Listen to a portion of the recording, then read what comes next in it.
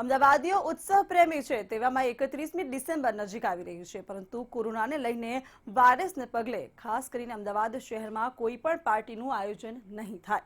ત્યારે ઉત્સુક અમદાવાદીઓએ event organiser અને જાણીતા ડીજે સાથે મળીને અમદાવાદ બહાર 31st પાર્ટીનું આયોજન કર્યું છે, જેમાં આબુ, ઉદયપુર, કુંભલગઢ, ગોવા અને દીવ દમણ હોટ ફેવરિટ ગણાઈ રહ્યા છે.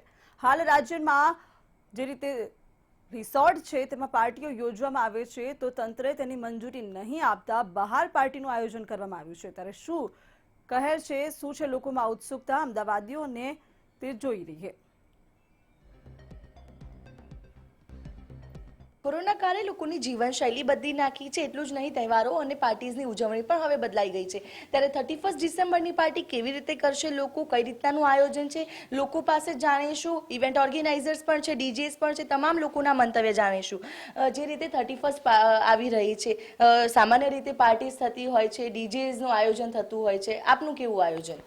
ચોક્કસથી આ વખતે 31 આવી રહી છે, પણ એટલો બધો અમારામાં ઉત્સાહ નથી. પાર્ટી ઓર્ગેનાઇઝ કરવાનો એટલો બધો ઉત્સાહ નથી, કારણ કે જે પ્રમાણે આપણને ખબર છે એ પ્રમાણે 9 વાગે કર્ફ્યુ લાવી દેવાનો છે.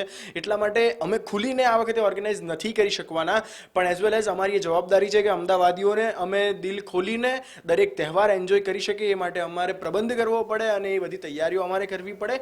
એટલા માટે અમે દરેક અમદાવાદી માટે એક રૂમમાં પ્રાઇવેટ સ્પેસ આપીને ટેન્ટ ડેકોરેશન અને બલૂન ડેકોરેશન, કેન્ડલ ડેકોરેશન જેવા ઘણા બધા ઓપ્શન્સ એમને આપીએ છીએ કે જેથી કરીને એમની 31નો જે માહોલ છે એ ક્યાંક ને ક્યાંક તૂટે નહીં અને માહોલ જળવાઈ રહે અને એ એક ક્વોરન્ટાઇન ઝોનમાં રહીને પણ સારી રીતે એમનું 31 ઉજવી શકે.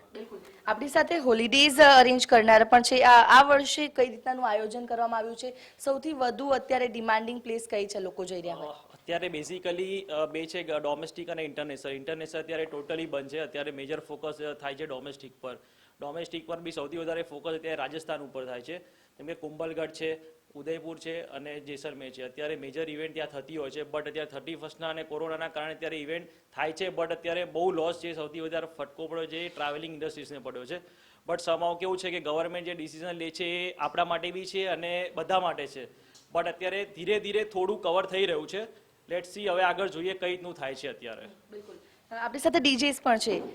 ડીજેસને સૌથી વધુ ફટકો પડ્યો છે, કારણ કે નવરાત્રીનું પણ આયોજન ન થયું. હવે 31 પાર્ટી પણ અમદાવાદમાં નહીં થાય. તમારું કેવું આયોજન?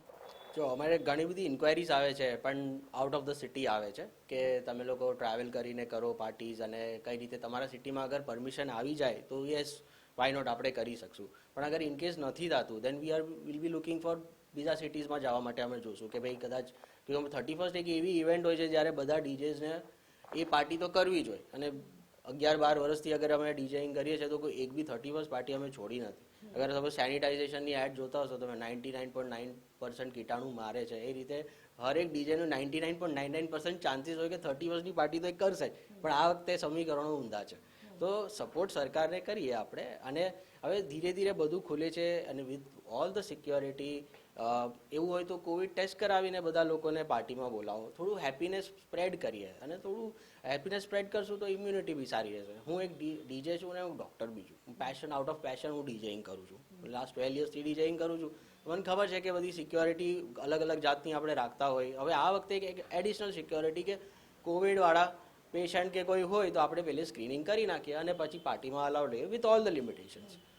Let's enjoy, let's have fun. સાથે અન્ય પણ ડીજેસ છે. અમદાવાદમાં તો આયોજન નહીં થાય. અમદાવાદની બહાર કોઈ આયોજન ખરું આપનું?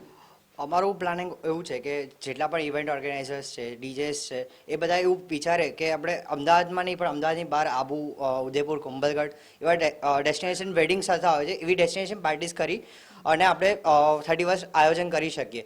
ઇનકેસ અમદાવાદમાં તો પોસિબલ નથી, પણ અમદાવાદમાં અમુક જે ફાર્મ હાઉસ છે એમાં 100 લોકોની કેપેસિટી ગવર્મેન્ટની ગાઈડલાઇન પ્રમાણે આપણે ઓર્ગેનાઇઝ કરો તો એક સરકાર પરમિશન આપે તો આપણે કરી શકીએ છીએ.